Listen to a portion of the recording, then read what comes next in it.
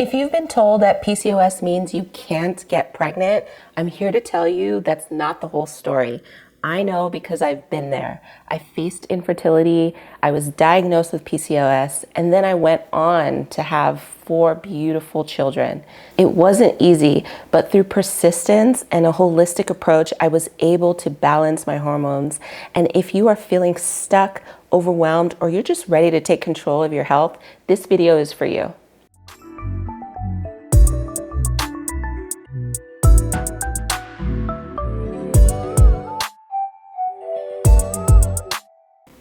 Hey guys, welcome back to my channel. I'm Jackie. I'm a PA, mom of 4, and a childbirth educator. And I'm excited to talk to you guys about PCOS in a different way. I've been doing this series about PCOS, and if you haven't checked it out yet, go to the previous videos where I talk about what PCOS is and also what medical treatments do work.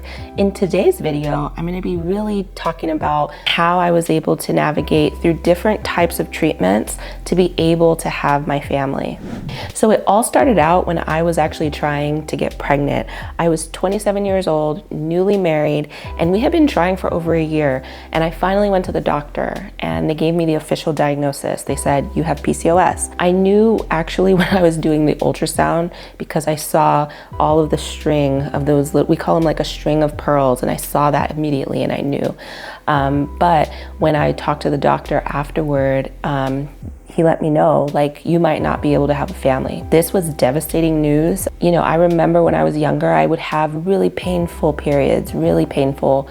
Sometimes I would be like curled up in a fetal position, and they were sometimes irregular, but I didn't really notice because I just rationalized it as, you know, oh, this is normal. Like, I had friends who had the same thing, and I was an athlete, you know, going through high school. So I figured, okay, maybe it's the stress on my body that's just making my periods a little bit off, you know what I mean? But when I got that diagnosis, I realized, like, okay, I'm gonna be on this journey now. So I need to figure out what I need to do in order to help balance my hormones and get my body to the place where it was meant to be. So my doctor went over all of the medical treatments that he could offer to me. And I remember going home, kind of thinking about it, praying about it, trying to figure out what might be the best measures. And I don't know, I guess it was just intuition kind of letting me know, like, there are things that you need to get to the root of this issue. Of course, the medications do help, but I wanted to know, how do I make sure that I can treat myself kind of from the inside out? And so that's where I started. So I'll take you through the things that really helped me. So the first was nutrition. Believe it or not, nourishing your body with the right foods, this is the thing that will help to prime your body to be ready for pregnancy. And at the time, you know, I wasn't a typical PCOS patient. I was very athletic, very fit. So it wasn't that I needed to lose weight, but I knew that, you know, maybe there were things that I could kind of adjust to help. And the things that really worked for me was balancing my blood sugar and making sure that I was lowering inflammation in my body. So we talked about in the previous videos how insulin resistance is a really big factor in PCOS. And so for me, I knew that I needed to really work intentionally on making sure that I was keeping my blood sugar stable throughout the day. Really lean, healthy proteins, lots of healthy fats, and fiber. These were the 3 core pillars of my new nutritional plan. I worked with a really amazing nutritionist who helped me to understand where some of my pitfalls were and how I was eating, and I was able to really use food as medicine. So I actually put together a PCOS nutrition guide. It's really simple. It's something that you can utilize to start out with, but it's the grocery list and the meal plan examples that I used when I was going through my process, and it actually helped so much for me to just get on track to be able to balance the blood sugar. So the second thing that really helped was actually trying out traditional Chinese medicine. So I knew everything about what the Western approach would offer me, but I started to lean more into Eastern medicine just to think, okay, there's this rich knowledge that people have been using for centuries, there must be something that I can gain and help me with infertility. And there was. When I met my acupuncturist, who was amazing, I learned so much about my body in a deep way. And he helped me to understand that one of the biggest things I needed to change was to really warm up my body. I needed to warm up my uterus because this was going to help to create an environment that was hospitable for a pregnancy. So I started to actually sync foods with the parts of my cycle. I was eating more warm foods, especially during the first half of the month. That follicular phase where you're creating the egg. I was having more soups, more teas, no cold drinks. I also was having ginger, lots of things that just help to warm up the body. And I found this to be really helpful along with the treatments that I was getting in acupuncture, that he knew what he was doing by opening up channels, helping the energy to flow better, helping to build my blood. I utilized herbs. I took Chinese herbs that were really blood builders. So in that last part, we call it that luteal phase, where things are getting ready to shed and you'll have your cycle. I was having a lot of iron-rich foods, and this was helping again to build blood and to make sure that my body was going to be ready for a pregnancy. I would recommend, if this is something you're interested in, find a great TCM or traditional Chinese medicine practitioner. After I did that, I was pregnant 2 months later. And I think it was the combination of everything that I was doing. Acupuncture has been a really important staple. I utilized it during pregnancy as well, and I utilized it postpartum just to be able to ground my body, to help continue balancing my hormones. And I think this, with the work of working with my primary practitioner, really helped. So let's get into that. What medications did I try? In the video, I talked about all the medical treatments, right? You can check that one out. But I remember at this time when I was trying to get pregnant, when they were talking about medication treatments, you know, metformin is a big one. At that time, they didn't really think that I might need that. So I went straight into the medications that help to stimulate the ovaries to ovulate. And at that time, Clomid was the medication that was offered first. And it was definitely a little scary for me because I'm not one that's big on taking medications anyways. So when I heard about like the side effects, you know, it could stimulate the ovaries and sometimes it can cause issues by overstimulating the ovary. There were just things that I knew that I needed to really weigh out the benefit and the risk. Eventually I did try Clomid, and I remember doing 3 cycles of that. But it was together with my nutritional changes as well as doing the acupuncture. And I'm so glad that I started there because you don't have a lot of rounds, like a lot of months that you can take these type of medications.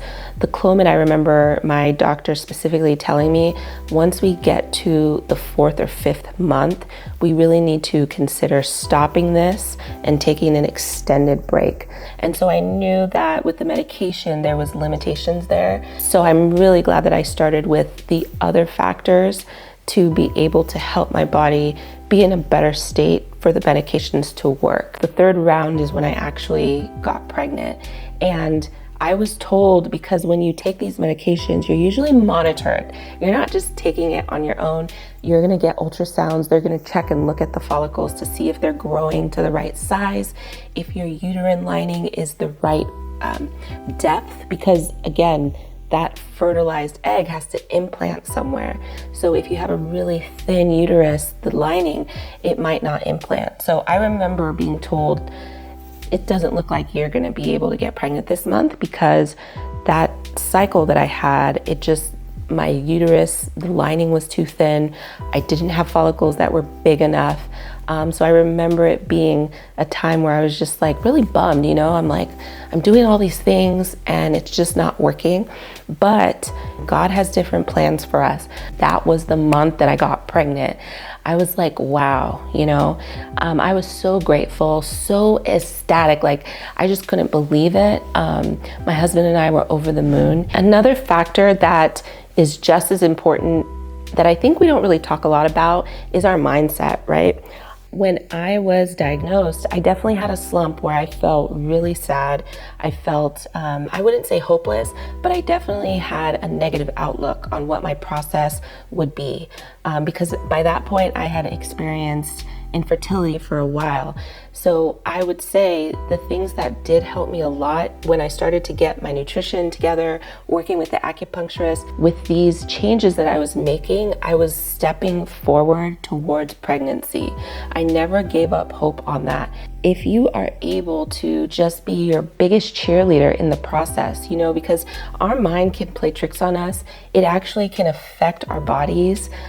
We don't think about that, but it's true. The way that we think impacts our bodies. So I'm not saying to manifest, you know, getting pregnant. I'm just saying don't give up hope, because if you feel hopeless, chances are you're going to have more negative thoughts, and those negative thoughts are going to block you from being able to have a baby. It is hard, you know, going through this journey of PCOS. Like I said before, it's lifelong. So it's not a sprint. It really is a marathon. And as you're going up that mountain, it will feel heavy. And if you have support around you, it makes it an easier climb. Trust me, you want to have support. So you want to let people in on the journey. You don't need to feel shame about having PCOS. PCOS is very, very common, and it is something that we just don't talk a lot about, but it's something that you can get through. And if that requires you talking with a therapist, for example, to really sort out these feelings, or having people in your corner, you know, loved ones, friends, somebody else who's going through the process, to just continue to encourage you, to really drive you forward in your desire of getting pregnant, that helps so much. You can glean from my story that it's not the end. It's not the end of your story. There is still hope. And I don't want you to give up, because there are many different ways for you to be able to have balanced hormones, and if you desire to have a family, for you to be able to get pregnant successfully. No two journeys are the same, so I'm sharing what worked for me, and I hope that these are things that you can kind of think about and see if you want to utilize. But your treatment options might be completely different, right? So you want to make sure whatever you decide to do, it's consistent, so that you can get an idea of how it is impacting your body. And these are foundational tools that are going to help you while you're journeying through infertility. It will help you when you're journeying through pregnancy, and it also will help you when you're journeying through any hormonal changes. So that could even be perimenopause, menopause, pregnancy, postpartum. These are the same tools that I utilize during every single one of my pregnancies. And honestly, these are just things to have really great health. So I hope that this information was helpful. Feel free to check out that PCOS nutrition guide. You can take that grocery list with you while you're grocery shopping. Start with how you're fueling and nourishing your body, and then go from there. So don't forget to like and comment on this video. I would love to know if you have tried anything to manage PCOS and what's worked, what hasn't worked. Remember, you're not alone. We're in this together. And just know that if you're told you cannot have a baby, that is not true. That is the farthest thing from the truth.